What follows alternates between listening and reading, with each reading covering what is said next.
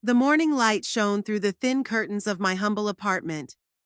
I, Mabel Huxtable, woke up at 6 a.m. sharp, without even waiting for the alarm clock to ring. 78 years of life have taught me to appreciate every minute, especially the morning one. My apartment is small, a one-bedroom studio in an old but sturdy house on the outskirts of Lakewood.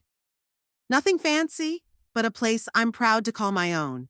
32 years ago, Wilfred and I made the down payment, and I've never regretted that decision since, not even when I was alone 15 years ago. That afternoon, I lingered in front of the bathroom mirror. Wrinkles, gray hair gathered into a neat bundle, and eyes, the only thing I didn't think had changed in all those years. Just as blue and attentive as they'd been in my youth. I smoothed the collar of my blouse, adjusted my favorite turquoise brooch, a gift from Wilfred on our 20th anniversary, and headed for the kitchen. My morning routine hadn't changed in years. A cup of strong tea, toast with jam, and 15 minutes with the crossword puzzle from the local paper. Then the journey to work, an 18-minute walk to the office of Everett Construction, where I'd worked as an accountant for the past 23 years. The neighborhood where I lived was changing before my eyes.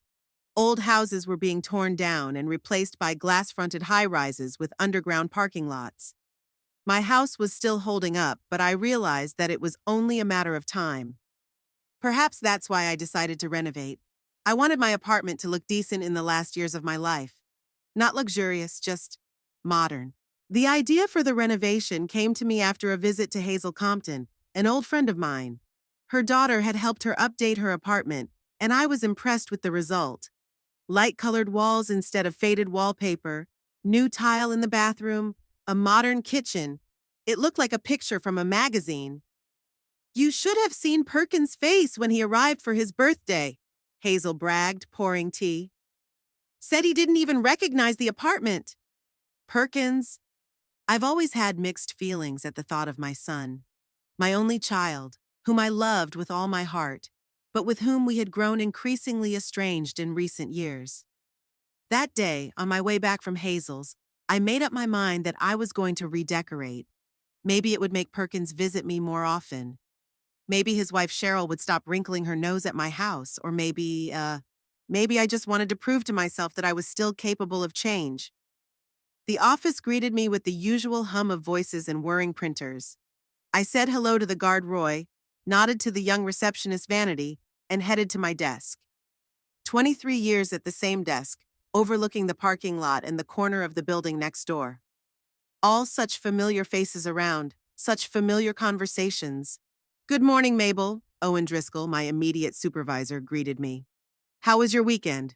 "Quiet, Owen, as always," I replied, turning on my computer. "And you?" "The kids dragged us to this new amusement park.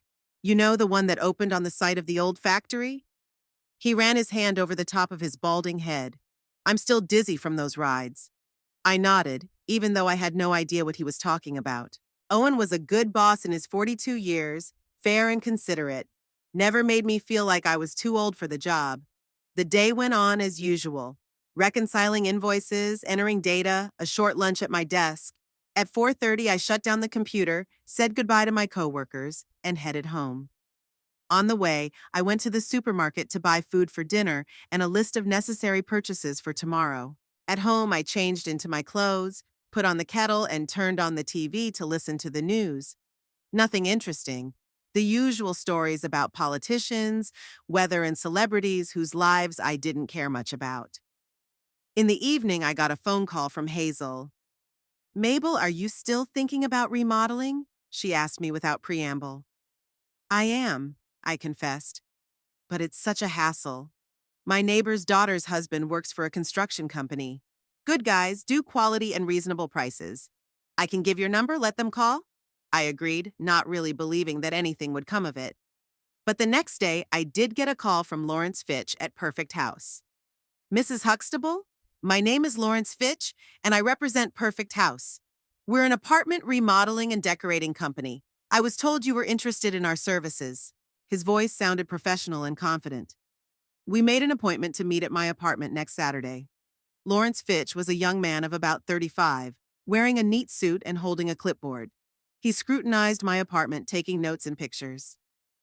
"What exactly would you like to change, Mrs. Huxtable?" he asked as we sat down at the kitchen table. I wondered, what did I want? New tile in the bathroom, a modern kitchen, fresh wallpaper, or something more? I want it to look like the picture, I finally said.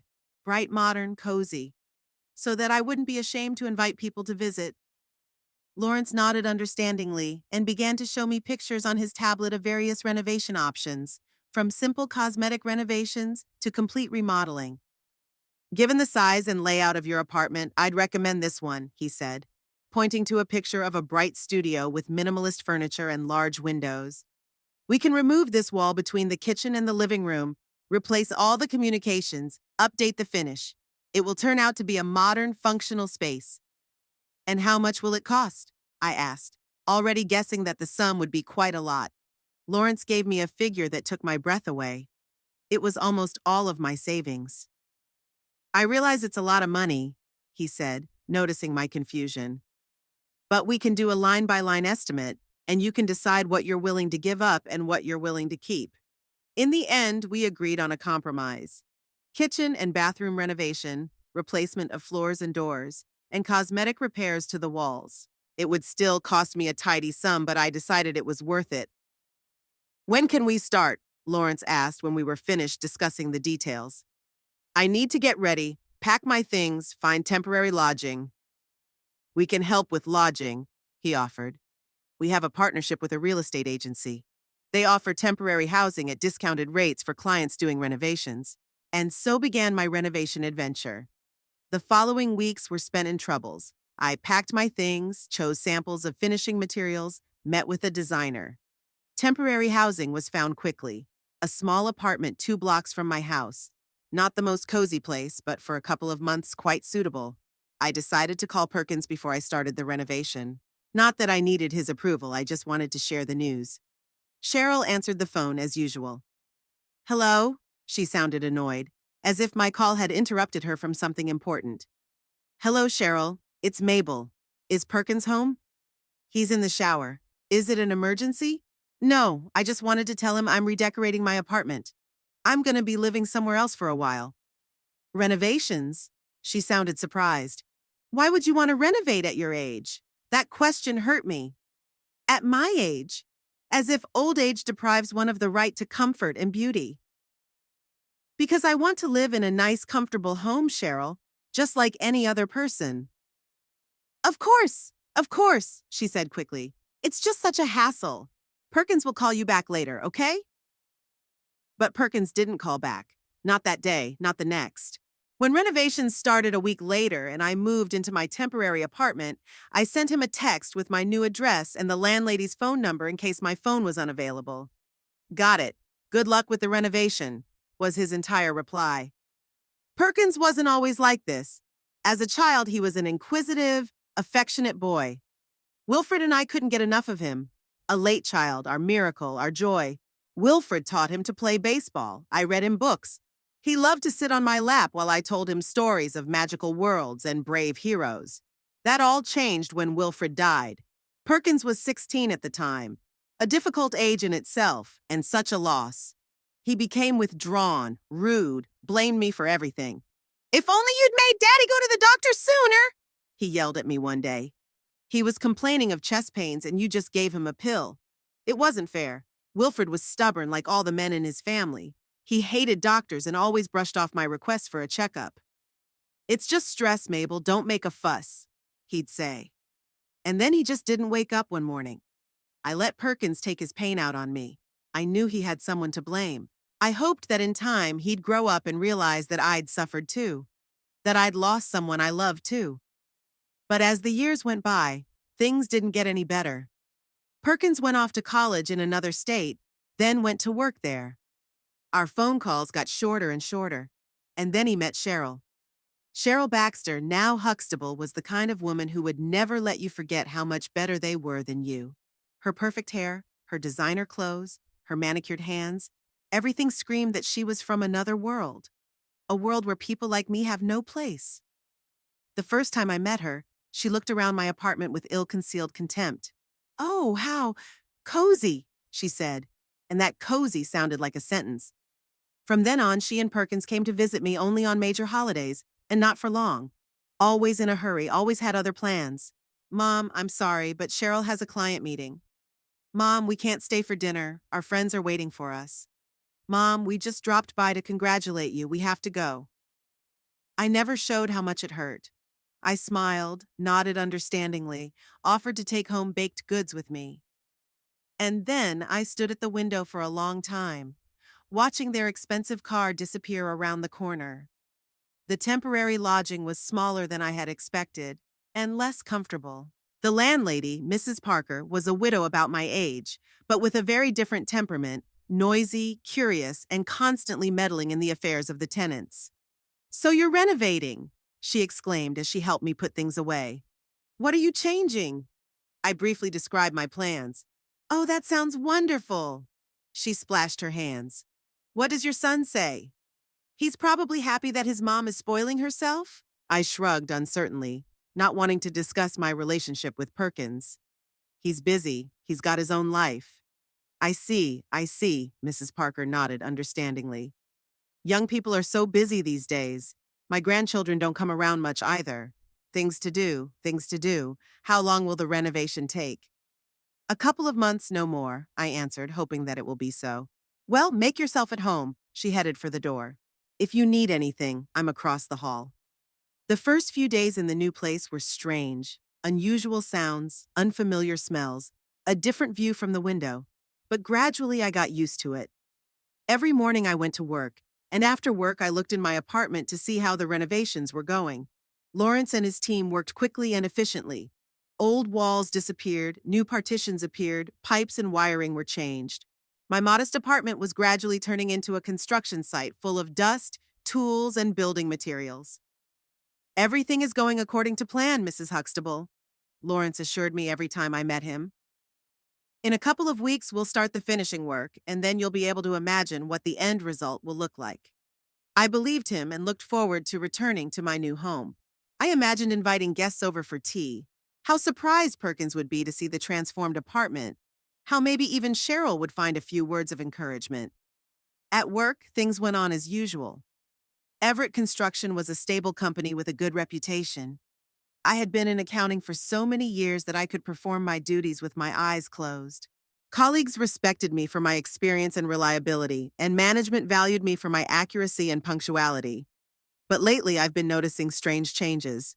Meetings behind closed doors, whispers in the corridors, tense faces of managers. Something was happening, and it didn't bode well. "Mabel, do you know what's going on?" Vanity, the young secretary, asked me one day. "Everyone's been a little jumpy lately." "I have no idea, dear," I answered honestly. "But if I find out anything, I'll be sure to tell you." That same day, Owen Driscoll invited me into his office. He looked tired and worried. "Have a seat, Mabel," he said, pointing to the chair across from his desk. "How are your repairs coming along?" I was surprised at the start of the conversation, but I replied, "Good, thank you. We've already started the finishing work." "That's good," he rubbed the bridge of his nose. "Listen, Mabel, you've been with us for, how long? 23 years? 23 years and 4 months, I clarified. "Yeah, that's right." He smiled weakly. "You've always been accurate with numbers. That's why you're such a valuable employee. That's why it's so hard for me to say what I have to say." My heart twitched. Something in his tone, in his look, told me I was about to hear bad news. "Mabel, the company is going through a rough patch. The last two projects were unprofitable, investors are unhappy, the market is unstable." He said something else about financials and strategic decisions, but I could already guess where he was going with it. "Owen," I interrupted him, "is the company closing?" He looked at me in surprise, then nodded slowly. "Not right away. We'll be phasing it out gradually. Some will lose their jobs sooner, some later. But yes, eventually, Everett Construction will cease to exist." "When?" was all I could ask. "It'll be made official next week. But I wanted to warn you personally. You deserve it for all your years of excellent work." I sat still, trying to comprehend what I was hearing. 23 years, almost a quarter of a century with the same company, and suddenly, it's over. "What will happen to the employees?" I finally asked. "Everyone will be compensated according to their seniority." You, with your experience, are entitled to a decent amount, and of course, references. Although, he hesitated. It's not going to be easy to find a new job at my age, I finished for him. Owen nodded guiltily. I'm sorry, Mabel. If it were up to me, I understand. I stood up. Thanks for the heads up. I walked out of Owen's office and went straight to my desk, sitting down and staring at the computer screen. The numbers and spreadsheets I'd been working with all these years suddenly lost all meaning. I felt the ground go from under my feet. What was I going to do? At my age, the chances of finding a new job are slim to none. My pension is barely enough for the bare necessities. And now this renovation. I've already invested most of my savings in it. I expected to keep working and earning until the renovation was finished. And now, I spent the rest of the day in a fog. I mechanically performed my duties, answered my coworkers' questions, but my thoughts were far away. I thought about the future that had suddenly become so uncertain, and about the past that had brought me to this moment. In the evening, back at the rental apartment, I sat at the window for a long time, looking out at the lights of the city. Lakewood never sleeps, people going about their business, cars rushing down the road, life bustling, and I felt thrown out of the flow, unwanted, forgotten. What should I do? This question was going around in my head, not letting me sleep. By morning, I'd made a decision. I needed to talk to Perkins. Not to ask for help? No. Just to share my problems, for advice. After all, he is my son, my family. Who better to listen to me in my time of need? Monday was cloudy and dank, as if nature itself had adjusted to my depressed state. I stood in the lobby of our office with other employees, listening to the official announcement of the company's closure. The CEO, Mr. Everett, looked haggard as he spoke of adverse market conditions and forced measures, words that were supposed to explain why 37 people would soon be out of work. The process will be gradual, he said, trying to sound optimistic. Everyone will be compensated according to their length of service. We'll also provide letters of recommendation and help with job placement if possible. Next to me, Vanity sobbed quietly. She was only 24, had recently paid off her college loans, and was just starting to save for her own place. I squeezed her hand, trying to support her, even though I could feel the ground shifting out from under my feet. How long do we have left? Someone in the back asked. We'll keep the finance and accounting departments until the end, so that we can close everything correctly, Mr. Everett answered. That's about 2 months. The construction crews will be disbanded sooner once they finish their current projects. 2 months. Only 60 days, and my career as an accountant, to which I've devoted nearly a quarter of a century, will be over. What will I do then? Who needs an accountant at 78? After the meeting, everyone slowly went to their desks. Some discussed what had happened, some called their families, some just sat staring at one point. I turned on my computer and tried to focus on the numbers, but my thoughts kept returning to my uncertain future. On my lunch break, Owen came up to me. How are you holding up, Mabel? He asked, sitting down on the edge of my desk. I've been better, I answered honestly. But I'll get through it. It wouldn't be the first time life had thrown me a surprise. I've been talking to a few people I know from other companies, Owen began gently. They mentioned you, your experience and professionalism, but I knew there would be a but they're looking for, he hesitated, searching for words, for longer-term staffing solutions. I chuckled bitterly. The euphemisms for age discrimination were getting more and more sophisticated. Thank you, Owen. I appreciate your help, I really do. Don't give up, Mabel. He squeezed my shoulder. You're the best accountant I've ever worked with. Any company would be happy to have you. I nodded, not wanting to argue. Owen was a kind man, but even he couldn't change the reality of the labor market. That evening, back at the rental apartment, I spread out all my bills and financial documents on the table. Compensation for redundancy, 12 weeks salary plus payment for unused vacation, pension, her remaining savings, and on the other side, the cost of rented accommodation, paying for repairs, the daily expenditure on food and medication. The numbers were inexorable. Even with the compensation, I'd have enough money for 3 months at the most if I saved on everything. And then? The repairs were supposed to be finished in 6 to 7 weeks, but I knew from experience There are always unforeseen delays and extra costs. I could feel the panic coming in waves. My heart was pounding so hard it was hard to breathe. I went to the window, opened it, and took a deep breath of the evening air. Calm down, Mabel, I said to myself. You survived your husband's death, raised your son alone, handled the mortgage. You'll get through this too. But the fear wouldn't let up. I imagined going back to an unfinished apartment, living among construction dust and unfinished work because I ran out of money. Or worse, losing the apartment altogether because I couldn't pay my debts. At night, I dreamt of Wilfred. He was standing in our old kitchen, as young and handsome as he had been at the beginning of our married life, and he was saying something important. I couldn't make out the words, but I felt their significance. I woke up with my cheeks wet with tears and a strange sense of determination. At breakfast, the phone rang. It was Lawrence from the construction company. Good morning, Mrs. Huxtable. I'm calling to tell you the good news. We found a supplier with better quality tiles for your bathroom at the same price. I'd like to show you some samples. Would you be able to stop by after work today? Sure, I replied, not mentioning my imminent unemployment. I'll be there around 6. The swatches Lawrence showed me were indeed better than the previous ones, with a clearer pattern and a nice texture. I chose a soft blue tile with a light marble pattern. That's an excellent choice, Mrs. Huxtable, Lawrence said. It will be very elegant. By the way, the work is even ahead of schedule. If this continues, you'll be able to get back to your apartment 2 weeks early. This news should have made me happy, but instead it brought on a new wave of anxiety. Earlier means you have to make the final payment sooner. And money was getting tight. That's great, I forced a smile. Lawrence looked at me carefully. Is something wrong, Mrs. Huxtable? Is something bothering you about the work? I shook my head. No, the work is going fine. It's just… I hesitated, not sure if I should share my concerns. It's just that my company is closing down. I'm going to lose my job soon. Lawrence frowned. I'm sorry. Is that causing financial hardship for you? You could say that, I grinned sadly. But don't worry. I'll meet all my payment obligations. I don't doubt it, he said quickly.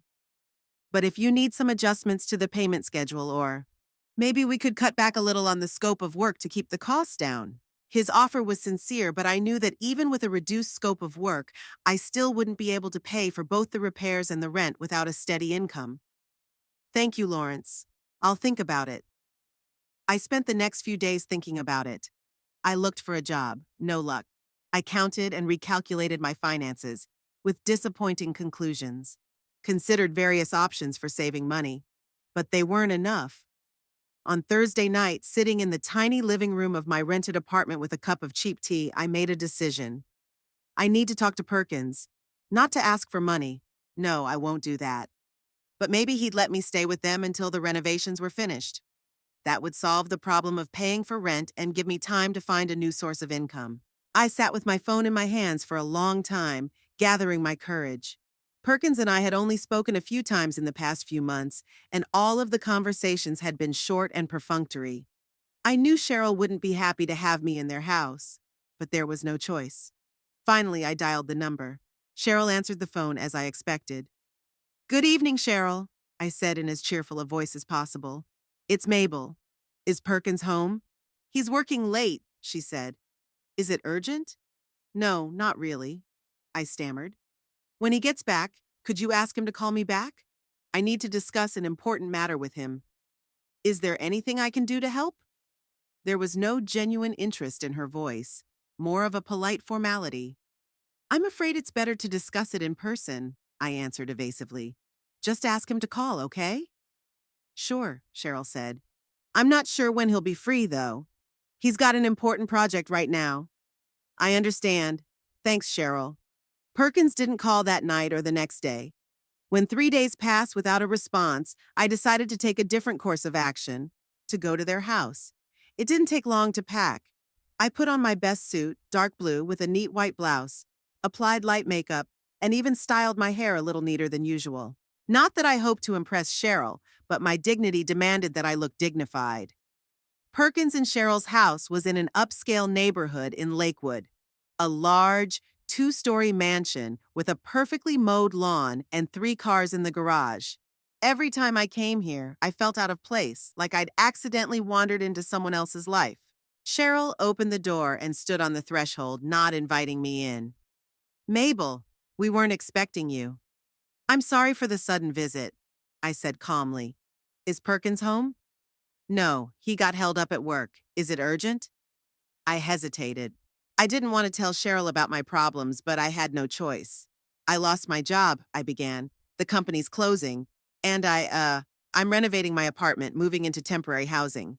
I'm running out of money, and it's hard to find a new job at my age. Cheryl crossed her arms over her chest. Minus I? What can we do to help? I was thinking, maybe I could stay with you guys for a while, until my apartment is finished being remodeled. It would help me save money on rent. Cheryl looked at me like I was suggesting something obscene. We don't have a guest room, she said after a pause. We converted it into a home office for Perkins. I could sleep on the couch in the living room. My voice sounded almost pleading. I wouldn't take up much space. Look, Mabel, Cheryl sighed. I don't think it's a good idea. We have our own lives, our own routines. Perkins works late, I get up early. It would be an inconvenience to everyone. I realize that, but, you better wait for Perkins, she interrupted me. He'll be back late. Maybe you can talk some other time. I realized I was being sent away, but I couldn't just leave. I'll wait for him here if you don't mind. It's really important. Cheryl clearly didn't mind, but she didn't dare kick me out the door. Okay, she hissed. Come on in, but I warned you he'd be late. Perkins and Cheryl's living room looked like a page out of an interior design magazine. Perfectly chosen furniture, expensive jewelry, not a single extra thing. I crouched on the edge of the couch, afraid of getting anything dirty or moving. Cheryl sat in the chair across from me with a tablet in her hands, defiantly ignoring me. The minutes dragged agonizingly slow. Would you like some tea? I asked, breaking the silence. No thanks, Cheryl said, not taking her eyes off the screen. I started looking at the pictures on the walls. Perkins and Cheryl on vacation at some kind of reception with friends. Not a single picture of me. Not a single reminder that Perkins had a mother. It got dark outside the window. Cheryl left the room a few times, talking on the phone, doing something in the kitchen. I sat still, as if afraid that any movement might give her an excuse to kick me out the door. Finally, there was the sound of a car pulling up. The door slammed, the keys jingled. Perkins stepped inside, and I heard Cheryl's voice. We have a visitor. Your mother is waiting for you in the living room. Perkins walked into the living room, loosening his tie as he went. His face was tired and annoyed. When he saw me, he froze for a moment, then smiled strainedly. Mom, is something wrong? I got up from the couch, feeling my heart pounding. Despite the strained relationship, this was my son, my flesh and blood, the man I'd raised and loved with all my heart. Hello, Perkins. I'm sorry for the sudden visit, but I need to talk to you. He glanced at Cheryl, who crossed her arms over her chest and pressed her lips together. I'm listening, he said, without motioning for me to sit back down, as if he expected the conversation to be short and for me to leave immediately. I'm in trouble, I began, trying to keep my voice firm. The company I was working for is closing down. I lost my job. I'm sorry, Perkins said without much sympathy in his voice. But don't you have a pension? Of course I have a pension, but it's not enough, especially now that I'm renovating my apartment and having to rent temporary housing. Perkins frowned. You started renovating knowing you might lose your job? No, of course not. I shook my head. The renovation started before they announced the company was closing. I couldn't have foreseen. You should always have a financial cushion for such events. Perkins interrupted me in the tone one would use with a negligent subordinate. Basic financial literacy. I felt my cheeks burn with shame and resentment. I had savings, I said. But the renovations were more expensive than I'd planned, and finding a new job at my age? What do you want us to do? Perkins interrupted me again. There was a note of impatience in his voice. Money? No. I took a deep breath, preparing to say the words I was struggling to say. I was going to ask you to let me stay here for a while, until my apartment is finished being remodeled. It would help me save money on rent and live here? Perkins looked stunned, like I was suggesting something totally unacceptable. But we don't have a guest room. I know, Cheryl already told me. I could sleep on the couch in the living room, or even in the basement if there's room. I won't take up much space, I promise. Perkins glanced over to Cheryl, who shook her head faintly. Look, Mom, he began, and I could tell from his tone that I was going to hear the rejection. Cheryl and I are very busy with work. We have our own routines, our own habits. Having a third person in the house would be inconvenience. I understand, I said, though I didn't really understand how my own son could consider his mother's presence an inconvenience. But it's temporary, just a few weeks. What if the repairs take longer? Cheryl joined the conversation. It happens all the time. It starts with a few weeks and ends with months. The contractor said the work was ahead of schedule, I countered. 6 weeks tops, and I'll be able to come back. And then what? Perkins ran his hand through his hair, a gesture he'd learned from his father. You'll still be out of work. How are you going to live? I'll get a job, I said with more confidence than I felt. Or a part-time job. Maybe I'll do bookkeeping for small businesses from home. I have a lot of experience. I can do it. Perkins shook his head. Mom, be realistic. At your age, the chances of getting a job. At my age? I felt a wave of anger rising inside me. What's wrong with my age? I'm still sane. I have a steady hand and good eyesight. I can work as well as the young ones. It's not about your ability, Perkins said, as if he were explaining a truism to a child. It's just that companies prefer to hire people who have years of service ahead of them. It's business, nothing personal. It's very personal to me, I said quietly. There was an awkward pause. Cheryl glanced defiantly at her watch. It's late, she said. We have to get up early tomorrow. It was a clear indication that I should leave, but I couldn't give up so easily. Perkins, please. I took a step toward my son. I've never asked you for anything. All these years since your father died, I've been doing it on my own. But now I really need help. Just for a few weeks. For a moment, I thought there was something like doubt in his eyes. But then he looked at Cheryl and his face turned hard again. Mom, I can't. We have our own lives, our own plans. We can't rebuild everything because of your mistakes. My mistakes? I questioned, not believing my ears.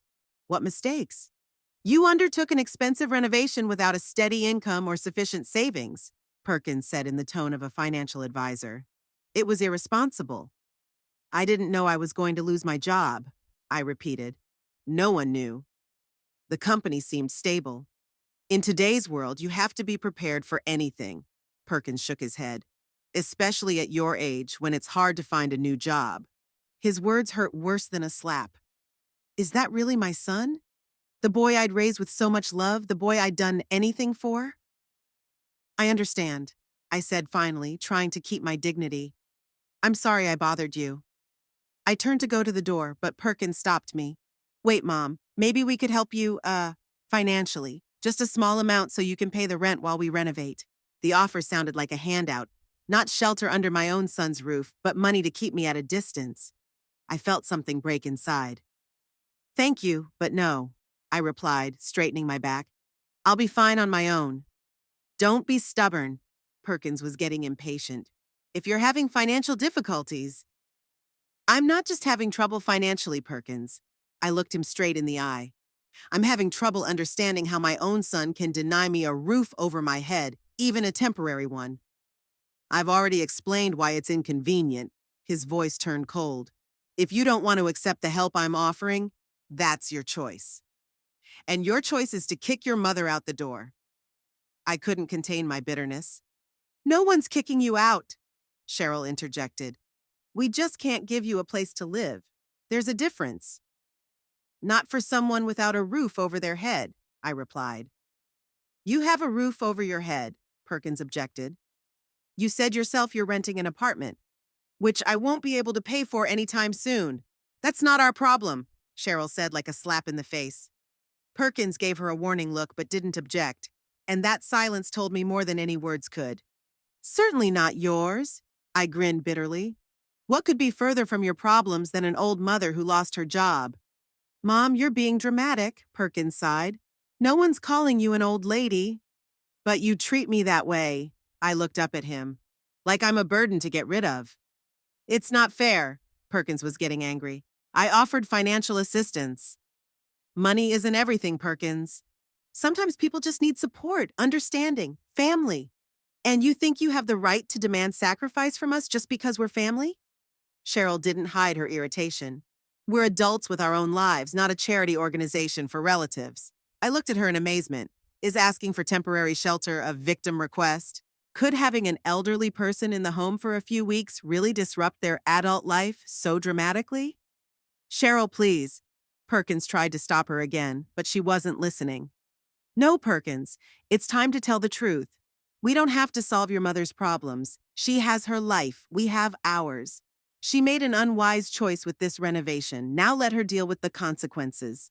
I felt tears coming to my eyes, but I held them back. I won't give them that pleasure. You're right, Cheryl, I said calmly. You have your own life, and I won't be a part of it anymore. I turned toward the door, but Perkins grabbed my arm. Mom, wait. Don't go like that. How do I leave, Perkins? I released my hand. With a smile and a thank you for refusing? I just can't give you a place to stay. He looked annoyed. Why are you making such a tragedy out of this? Because you're my son, my only child, the man I've denied myself everything for.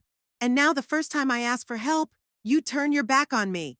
I'm not turning my back, Perkins raised his voice. I offered you money. I didn't want your money. I wanted my son. What do you want from me, Mom? He was almost shouting. For me to put your needs before the needs of my wife, my family?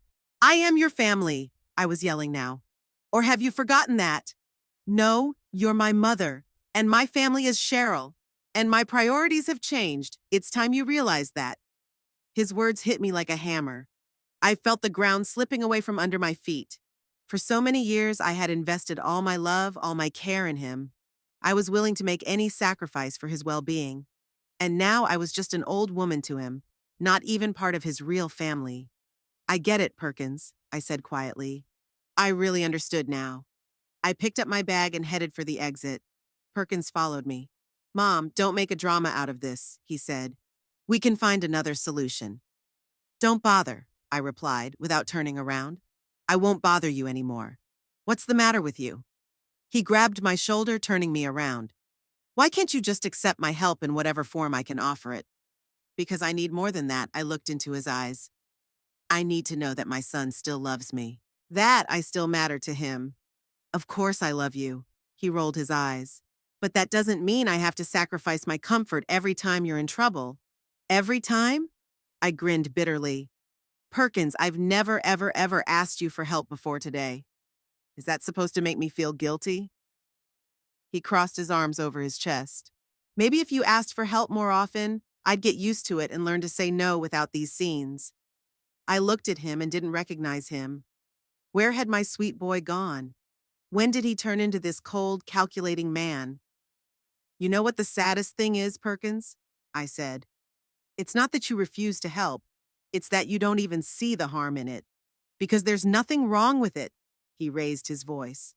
Adults have the right to live their own lives without obligation to their parents. And parents, then, have only obligations to their children, but not the other way around? I asked. Interesting logic.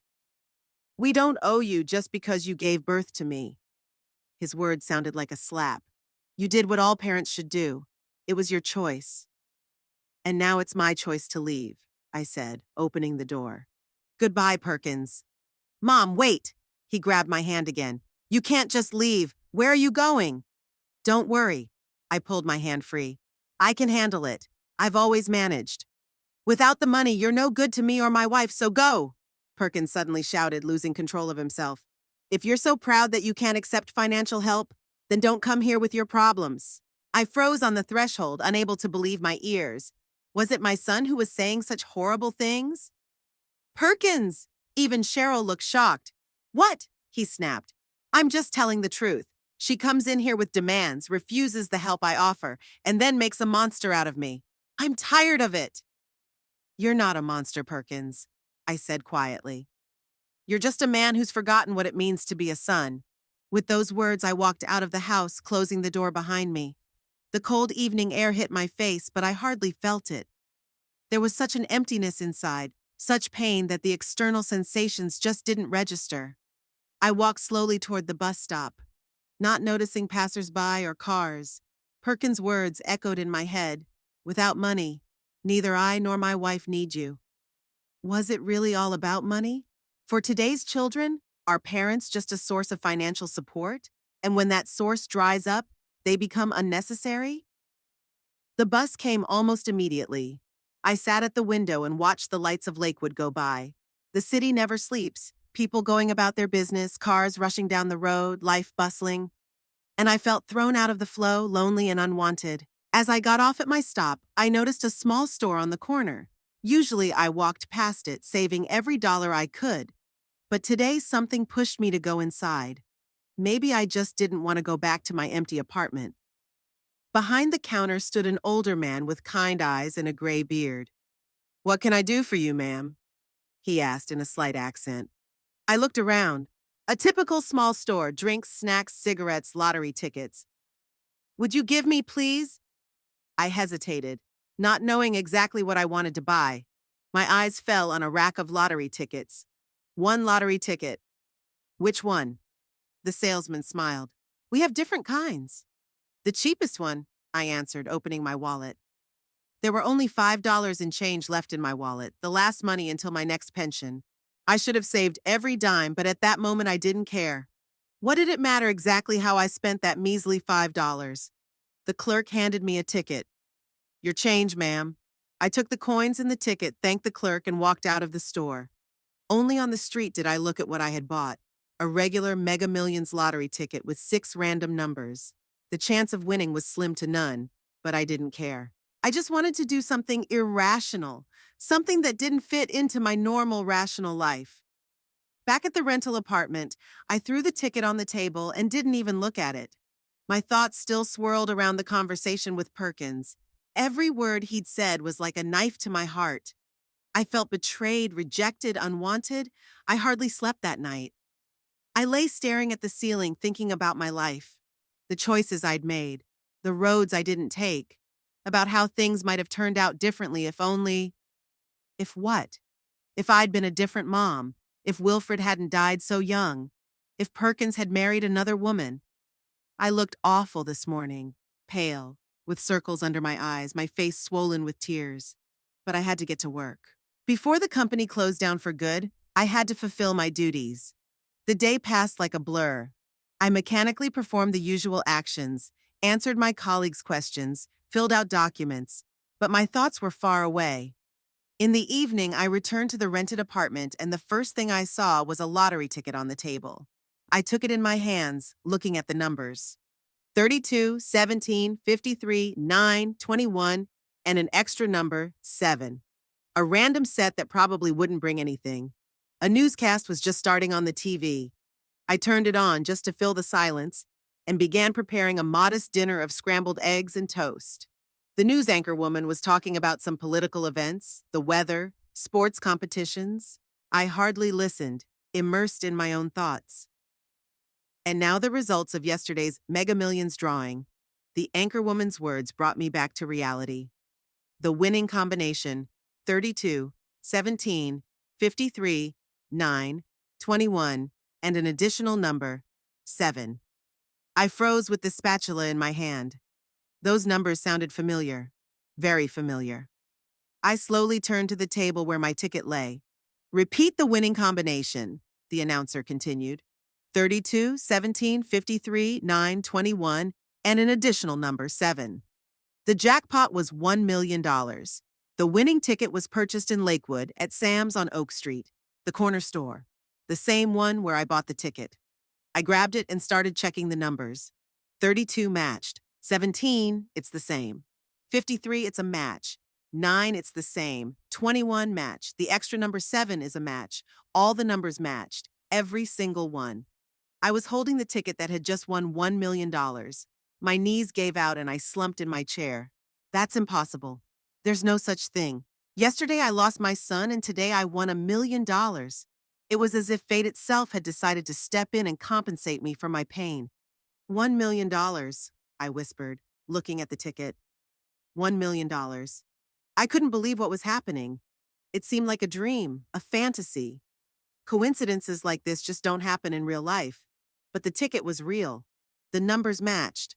The store was the same store. I really had won $1 million. My first thought was to call Perkins, tell him about the win. But then I remembered his words, "Without the money, neither my wife nor I need you." What would he say now? That he'll suddenly realize how much he loves his mother? That he'll find a place in his house for me? Number I won't call. Not now. First, I need to realize what happened and decide what to do next. I turned off the stove. Dinner was forgotten. There were more important things to think about now. How to get the winnings, where to apply. How long would it take? What to do with the money? Dozens of questions swarmed in my head, but one thing I knew for sure. Life had just taken a sharp turn. The morning after the win didn't start with the usual ringing of the alarm clock, but with the frantic pounding of my heart. The first thing I did was rush to the table where I had left the lottery ticket. It was lying where I'd put it, a plain piece of paper that had changed my entire life. I double-checked the numbers again, checking against the lottery website on my old laptop. There was no doubt about it. I had indeed won $1 million. After a brief internet search, I learned that to claim such a large win, you have to go directly to the lottery office, not the store where the ticket was purchased. Fortunately, the main state lottery office was located in Lakewood, just a 30-minute bus ride from my temporary home. I called work and took the day off for the first time in 23 years, claiming I was sick. Owen didn't ask any questions. The company was closing anyway, and we were all on hold. Before I left the house, I carefully tucked the ticket into the inside pocket of the old jacket Wilfred had worn. I'd kept it all these years and sometimes wore it when I missed my husband. Today, that jacket seemed the safest place to store my treasure. At the lottery office, I was greeted by a friendly young woman behind the reception desk. "What can I do for you?" she asked with a professional smile. "Yeah, I think I won the lottery." My voice sounded uncertain, as if I still couldn't believe what was happening. "Congratulations!" Her smile grew wider. "How much money, if it's no secret?" $1 million, I said almost in a whisper. The girl blinked, her smile frozen for a moment. $1 million? In that case, you need to see our big win specialist. Please wait a moment. She picked up the phone and spoke quietly to someone. A few minutes later, a distinguished-looking middle-aged man in a smart suit appeared. "Minus Ms. Huxtable?" "My name is Garrett Whitmore, and I'm a specialist in working with big prize winners. Would you come with me, please?" He led me into a spacious office with a large desk and comfortable chairs. "So I understand that you have the winning Mega Millions ticket?" he asked as we sat down. I pulled the ticket out of my inside jacket pocket and held it out to him. Garrett took it with care, as if it were a fragile ancient artifact, and examined it closely. "That's right," he said after a pause. "Congratulations, Ms. Huxtable. You have indeed won $1 million. Now we have some paperwork to do." The next 2 hours were spent in paperwork.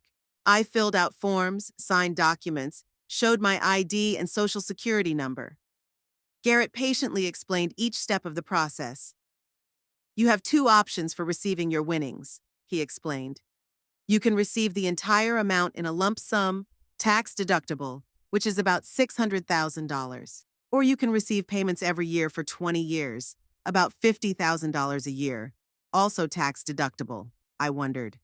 At my age, 20 years is a long time. Who knows how long I have left?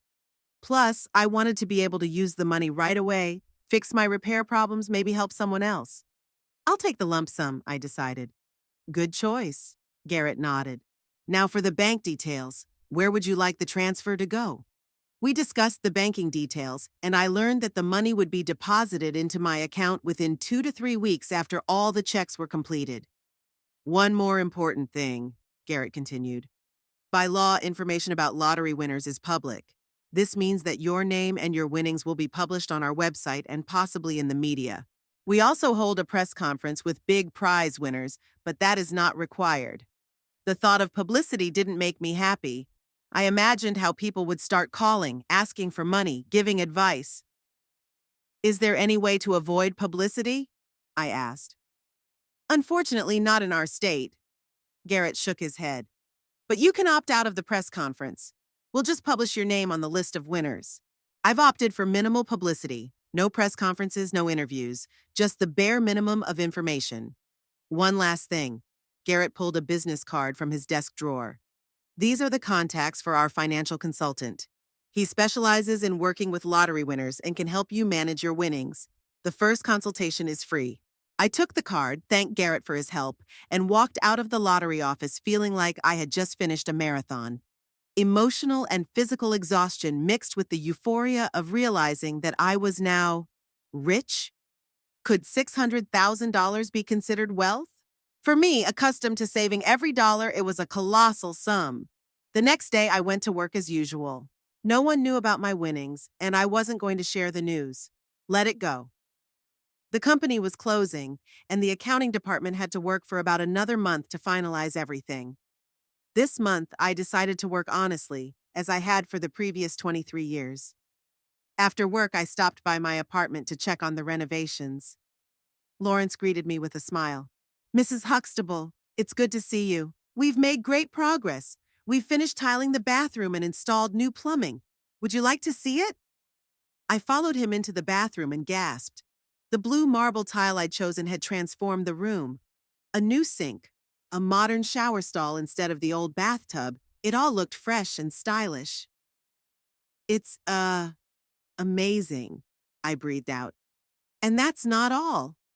Lawrence led me into the kitchen. We've installed the new cabinets and countertops. We just need to hook up the appliances, and the kitchen will be ready. I looked around at the space that used to be a cramped, outdated kitchen. Now it was bright and airy, with white cabinets and wood countertops that looked both modern and cozy. When can I come back? I asked. If everything goes as planned, 2 weeks, Lawrence answered. I still had to finish the walls, install new doors, and put in laminate flooring in the living room. I hesitated, not knowing how to delicately bring up the issue of payment. Don't worry about the final payment, Lawrence said, as if he'd read my mind. We can discuss a schedule that suits you. No, it's fine, I smiled. I'll be able to make full payment as soon as the work is completed. Lawrence raised his eyebrows in surprise, but said nothing. I said goodbye and left the apartment with a light heart. Now I didn't have to worry about money for repairs. I could afford everything I had planned and more. The very next day, however, the situation changed. As I walked past the front desk of our office, I heard Vanity discussing the latest news with the security guard. Imagine it's our Mabel who won the lottery, she said excitedly. I just read it on the lottery website. $1 million. I froze, not knowing what to do. Should I run, pretend I hadn't heard? Before I could decide, Vanity spotted me and ran up wide-eyed. Mabel, is it true? You won $1 million? There was no point in denying it. It was already official. Yes, I answered quietly. It's true. The office exploded with cheers and congratulations. Colleagues hugged me, clapped me on the shoulder, asked dozens of questions. I answered with restraint, not going into detail. Yes, I won. No, I haven't gotten the money yet. No, I'm not planning a trip around the world. By lunchtime, the news had spread throughout the building. Even Mr. Everett came down from his office to congratulate me in person. I can't tell you how happy I am for you, Mabel, he said, shaking my hand. After so many years of faithful service, you deserve this gift of fate. After work, when I returned to my apartment, I found 5 missed calls from Perkins and 1 message. Mom, please call me back. It's important. I stared at the phone screen, feeling a wave of bitterness rising inside. Of course he already knows about the win. News travels fast in a small town, especially such sensational news. And now, all of a sudden, I was important to him. The phone rings again. Perkins. I hesitated, but finally answered. Hello? Mom, finally, I've been trying to reach you all day. Perkins sounded excited. Is it true? Did you really win $1 million? Hello, Perkins, I answered coldly. Yes, it's true. My God, that's amazing! Congratulations! He spoke as enthusiastically as if he hadn't kicked me out the door 3 days ago. When do you get the money? Do you have any plans yet? In a couple weeks. And yes, I have plans. This is unbelievable, Mom. So lucky. I'm so happy for you.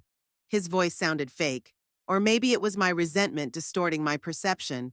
Either way, I didn't feel like having this conversation. Thanks for the congratulations, Perkins. I have to go. It's been a tiring day. Wait, Mom? There was a note of desperation in his voice.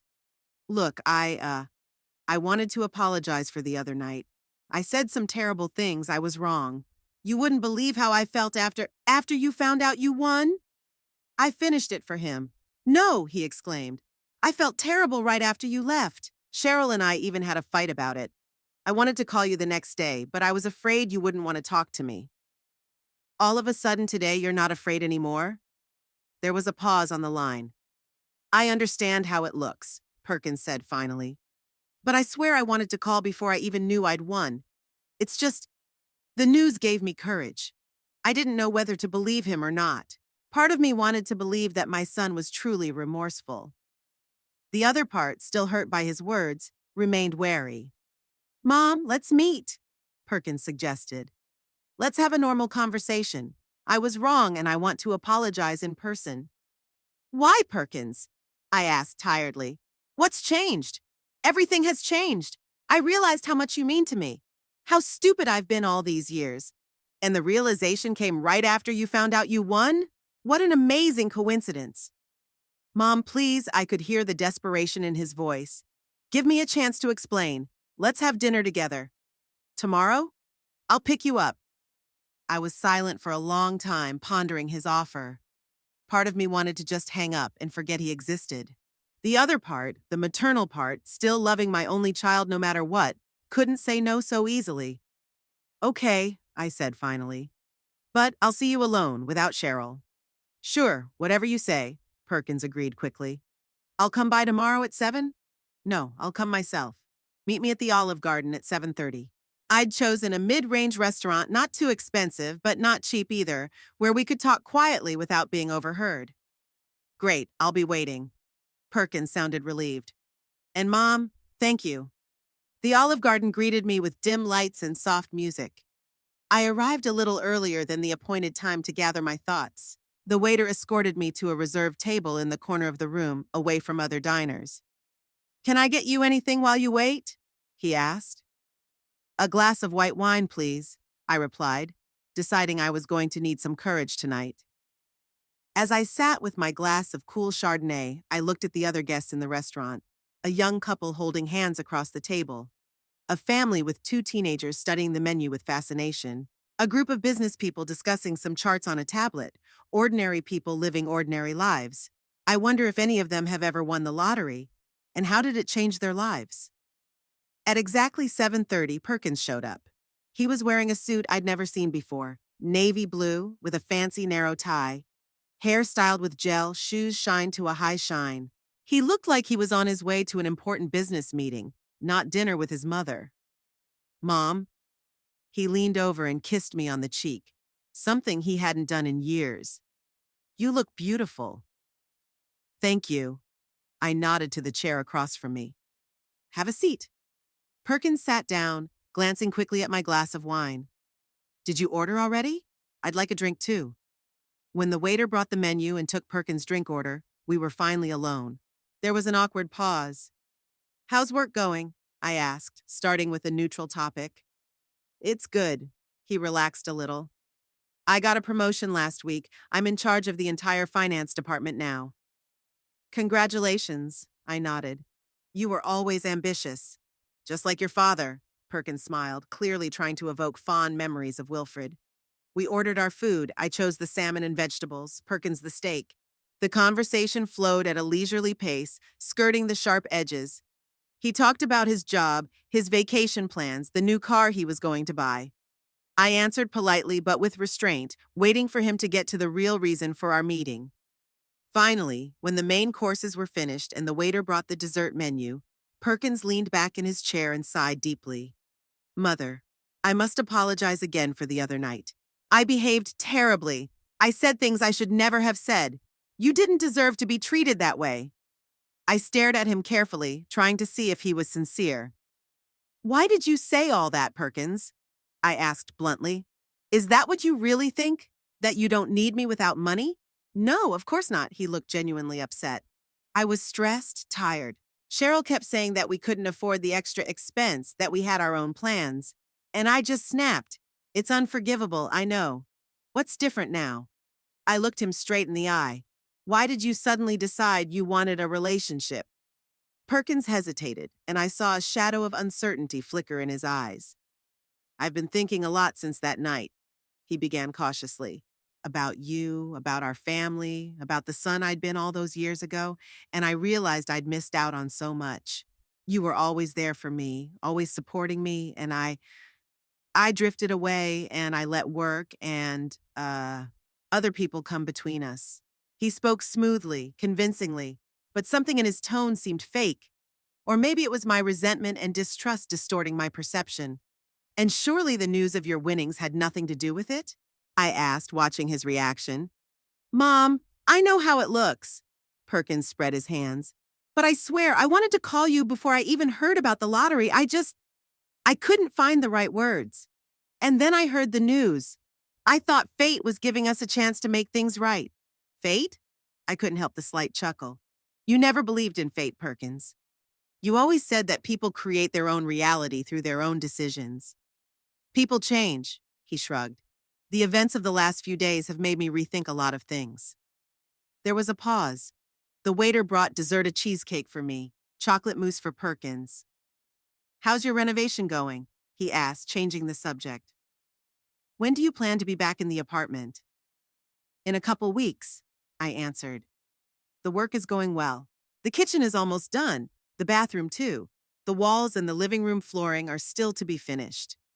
That's wonderful, he smiled. Maybe I could help with something? Moving things around, picking out new furniture? With your winnings, you might want to update the interior. This is it, I thought. First hint of money. I'll be fine, thank you, I replied coolly. I already have a plan for decorating. Sure, he nodded quickly. Just a suggestion. Speaking of plans, have you thought about what you're going to do with your winnings? Yes, I have some ideas. I hope you'll consult a financial advisor, Perkins said with a look of expertise. With that kind of money, it's important to have a sound investment strategy. The lottery office gave me the consultant's contacts. I nodded. I plan to meet with him next week. That's great. Perkins was obviously excited. You know, I could go with you. I have experience in financial matters. I could help you understand the intricacies. That won't be necessary. I took a sip of water. I'm capable of making my own decisions about my money. Of course, Mom, I don't doubt it. He backed away hurriedly. Just wanted to help. You know, a lot of lottery winners lose their winnings to misinvestments or scammers. I'll be careful, I assured him. Perkins twirled his fork in his hands, clearly considering how to continue the conversation. Mom, I've been meaning to ask, he finally began. Cheryl and I have been thinking about buying a new house for a long time, a bigger one in a better neighborhood. But prices are so high right now, and with the mortgage, he didn't finish, but his intent was obvious. I felt a wave of disappointment rising inside me, so that's why he'd come. Not to apologize, not to repair the relationship, but to ask for money. And you want me to help you with the down payment? I finished it for him. Not exactly. Perkins looked a little embarrassed. I thought maybe we could organize some sort of family investment project. You put some of your winnings into real estate that would go up in value, and Cheryl and I, well, we'd live there and take care of the house. I stared at him in silence, not believing my ears. He wasn't even trying to hide his selfish motives, just wrapping them up in the pretty wrapper of a family project. You mean I should buy you a house? I clarified. Not buy, but invest, he corrected quickly. It would be a win-win for everyone. You get a solid investment, and we get to live in a nice house. And who knows, maybe in the future you'll have grandchildren, and you'll have a place to visit them. Grandchildren. He knew how much I'd always wanted grandchildren, and he wasn't shy about using it. What about my apartment? I asked. Where would I live? Oh, you could stay in your apartment, Perkins said, as if he were doing me a favor. It would look great after the renovations, and you can come visit us whenever you want. How generous of you, I said with an irony he didn't seem to catch. Or if you want, we could set up a room for you in the new house, he added, excited by the idea. Sort of a separate guest apartment. You could come for weekends or if you find it hard to live alone. If I find it hard to live alone, I repeated slowly. You mean when I'm old enough to take care of myself? Well, I wouldn't put it that way. Perkins looked uncomfortable. It's just that at your age, sooner or later, my age, I nodded. The same age that made me a burden when I asked to stay with you temporarily. But now with my money, I'm suddenly welcome? Mom, you've got it all wrong. Perkins was getting annoyed. I'm offering a mutually beneficial solution for both of us. Your money will be working instead of sitting dead in an account. And if I say no, I asked you bluntly, if I decide to use the winnings for myself, well, that would be your right, of course, he shrugged, but there was annoyance in his eyes. It just seems odd not to share your good fortune with your family. Family? I repeated the word, putting all the bitterness of the last few years into it. The same family that kicked me out the door when I needed help? The same family that told me that without money I wasn't needed? Mom, I apologized for what I said. Perkins was starting to lose patience. How many times do I have to say I'm sorry? I was wrong, I admit it. But can't you forgive and move on? Forgive, maybe, I answered calmly. Forgetting, no. And I certainly wouldn't trust you with my money. Is that what this is about? He leaned back in his chair. Are you getting back at me for the other night? Are you using your winnings to teach me a lesson? No, Perkins, I shook my head. I'm not getting revenge. I'm just finally seeing you for who you are, and I'm making decisions accordingly. And what do you think I am? There was a challenge in his voice. A man who only cares about money and status, I answered without anger. Just stating the fact. A man who evaluates people by their usefulness to himself, even his own mother. That's not fair, Perkins was indignant. I came here with a sincere desire to mend relations. Did you? I raised an eyebrow. And that's why you went straight to the question of how I'd dispose of the winnings? Is that why you offered to invest in a house for you and Cheryl? Perkins blushed, either with anger or shame. I was just suggesting an option that would be good for both of us, he muttered. I don't see anything wrong with that. There's nothing wrong with a fair offer, I agreed. But you didn't come with a fair offer. You came with manipulation wrapped in fake apologies and talk of family. That's not true, Perkins raised his voice, attracting the attention of neighboring tables. Realizing this, he lowered his tone. I'm really sorry for what I said, and I really want to repair our relationship. Maybe, I nodded. But only because now I have money that could be useful to you. Is that really how you feel about your only son? Resentment appeared in his eyes. That I'm only interested in you because of money? Aren't you? I shrugged. When was the last time you called me just to see how I was doing? When you invited me to dinner like tonight. When you took an interest in my life, my problems, my joys. Perkins was silent, obviously unable to find an answer. Exactly, I continued. For years you kept me at a distance. Your visits were few and short, your calls formal. And suddenly, as soon as you had the money, you remembered the family ties? What do you want from me, Mom? He looked tired. Do you want me to sprinkle ashes on my head? To beg for forgiveness? I admitted I was wrong. I apologized. What else do I have to do? Nothing, I answered calmly. You don't have to do anything, neither do I. What does that mean? It means I accept your apology, Perkins, but I don't accept your offer. What offer? He looked puzzled. Not about the house, not about repairing the relationship. I looked him straight in the eye. I think we're better off just the way we are. You go your way, I'll go mine. Are you, giving up on me? His voice trembled. Your own son? No, Perkins. I shook my head. You gave up on me years ago. I just accept that as a fact and stop clinging to illusions. But Mom, he looked genuinely shocked. We're family. Each other's only family. Family isn't just shared blood, Perkins. I sighed. It's caring, supportive, genuinely interested in each other. We haven't had any of that between us in years. And you don't want to fix that? He asked with desperation in his voice. Give us another chance? I've given chances, Perkins. Many chances for years. And every time you've shown me that I'm not a priority for you. Not even a top 10 priority. It's not fair, he muttered. I have my own life, my own career. Exactly, I nodded. You have your own life. And I'm going to have my own now, too. Without me? He looked as if he couldn't believe what was happening. Without illusions, I corrected him. Without the expectations that never come true. Without the pain of constant disappointment. All because of one night? Because of a few ill-considered words? Perkins was getting angry. You're wiping out 43 years of a relationship because of one mistake? No, Perkins. I shook my head. Not because of one night, because of decades of neglect. Because even now, when you apologize, you're not thinking about me. You're thinking about my money. That's not true. He pounded his fist on the table, drawing attention again. I'm thinking about us, about our family, about getting a piece of my winnings. I finished for him. Be honest, at least for now, Perkins. At least with yourself. He opened his mouth to object, but closed it immediately, obviously unable to find the right words. I'll pay for dinner, I said, calling for the waiter. Consider it my parting gift. A parting gift? He looked confused.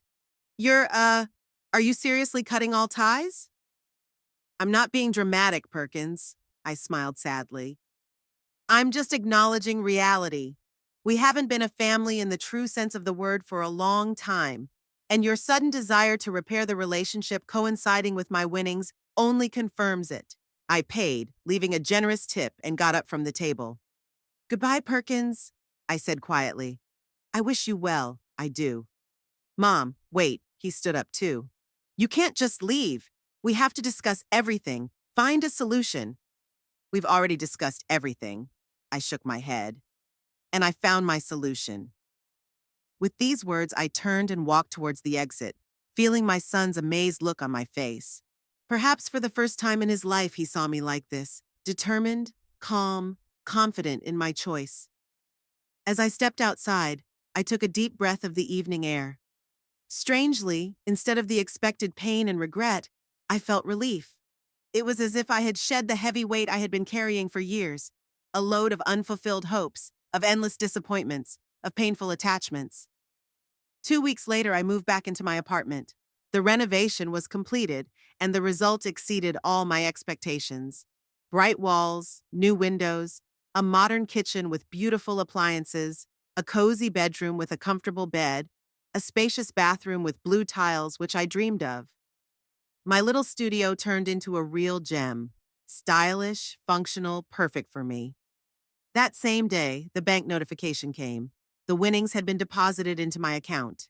$600,000 minus the bank's commission, a sum that gave me a freedom of choice I'd never dreamed of before. I met with a financial advisor, Elena Marshall, who helped me develop a sound money management plan. I invested part of it in safe investments, providing myself with a steady income for the future.